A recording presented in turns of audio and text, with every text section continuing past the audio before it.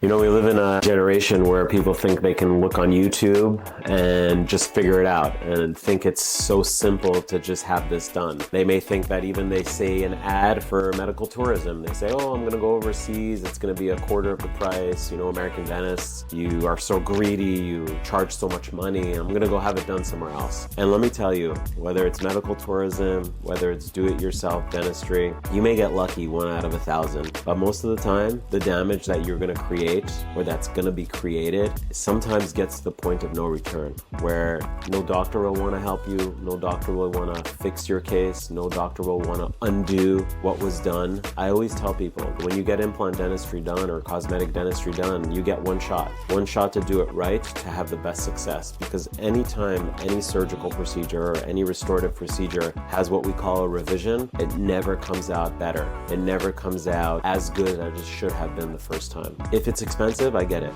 If you can't afford it, I get it. But save up the money so that when you are ready to do this, you do it right. Don't look for the way to do it on your own. Don't think that you can buy some toothpaste that will cure every disease that you have. Don't think that you can go overseas and it will be cheaper and better. It's just not the way this works. Dentistry costs money, the process takes time, and to execute this at the highest level takes years on the doctor's part to be able to achieve this for you as a patient. So don't do it yourself. Don't look for the cheapest way, because cheap dentistry isn't good and good dentistry isn't cheap.